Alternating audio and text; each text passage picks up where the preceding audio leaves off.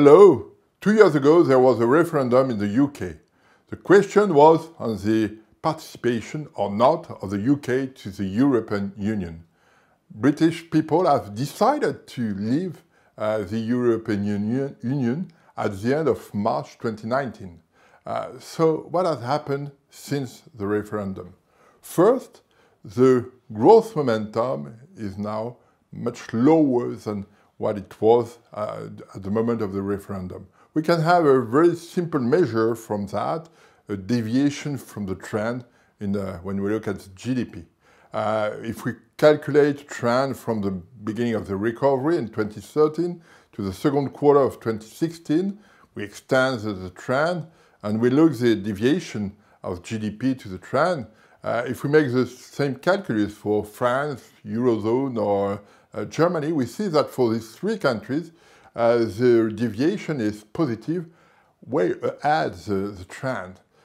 This is not the case for UK. France is 1.8% above the trend, Eurozone 1.4%, and Germany 1%, meaning that we have had a strong acceleration in the economic activity in recent years. In the UK, the level of GDP is 2% below the trend. It's interesting because it means that the momentum, the dynamics is now much lower than what we had before the referendum. And more than that, the contagion effect we could have expected from Europe to the UK due to the strong recovery in Europe has not been seen.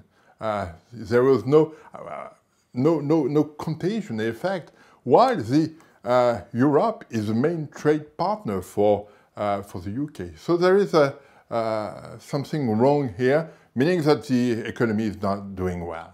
The second point is that inflation is still very low. We have had a spike in inflation above 3%, but it was linked to the sterling depreciation.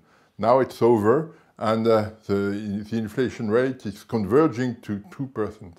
So it means that with a low growth momentum, with no inflation rate, the Bank of England will not change its monetary policy stance in coming months. The last point to mention is that nothing has been done on Brexit.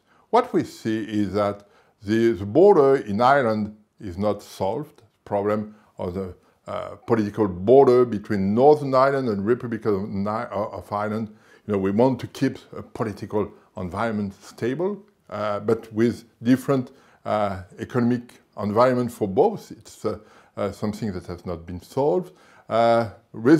European residents in the UK have no statute. They do not know what will happen after the Brexit. So it's something very important. In another way, we perceive that the UK government, Theresa May, is constrained by its will to exit, but without idea on the way to do it.